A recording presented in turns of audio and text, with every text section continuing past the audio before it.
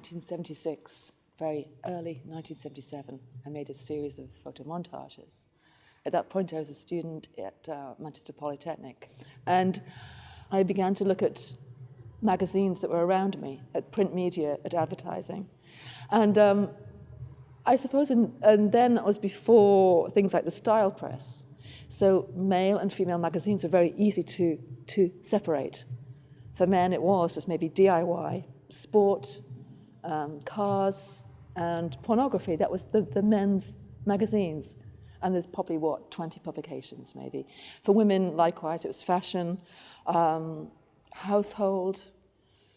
This was, I said, the style press did not exist.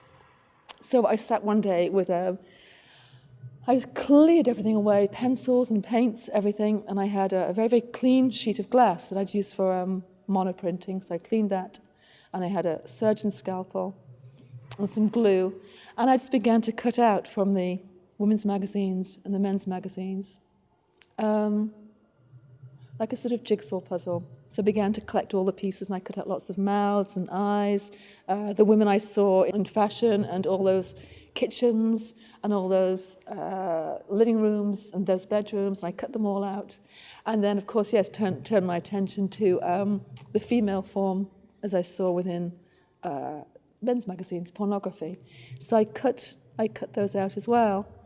And then really it was quite a simple act. It was what happens if you put these two together. And of course something very interesting happens. And you can be quite selective with the elements that you choose to combine. So that for the photo montage series that we see at Tate, there's 5 works. And they're really, on the whole, quite simple. The most well-known image is the one that eventually was used for the Buzzcocks Orgasm Addict sleeve. And there's this really a female torso with the addition of a Morphe-Richards iron and 2 mouths. It's quite pared down.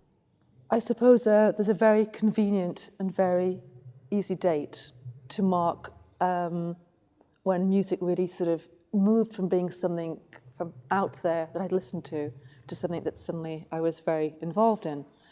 An easy date for that is the first Sex Pistols concert in Manchester. I mean, that's, there's 200 people or so who were there, used that as a very easy marker. I was at this concert, and then my life began to change. So on that evening in June in 1976, I met the group Buzzcocks. They said, "Oh, what do you do?" And I was thinking, well, what do I do? And I said, I'm an art student. And it was, "Oh, well, will you do something for us?" And it's like, "Oh, well, yes." And it was all sort of, well, why not? And so I began to think about doing some posters and things for Buzzcocks. And you got to know people very, very quickly. So there's a sort of, so people like the writer John Savage, who spent a lot of time in Manchester.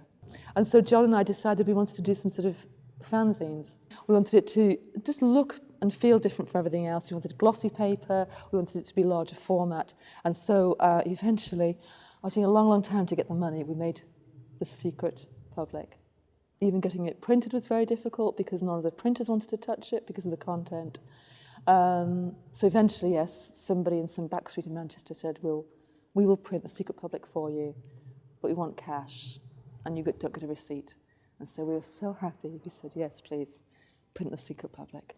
The centerfold of a sort of masturbating couple did become this odd pin-up for a generation, along with the montage used for Orgasm Addict. So even now, I meet people, and their eyes soften slightly, and they say, "Yes, I used to have that, that and that alone on my bedroom wall."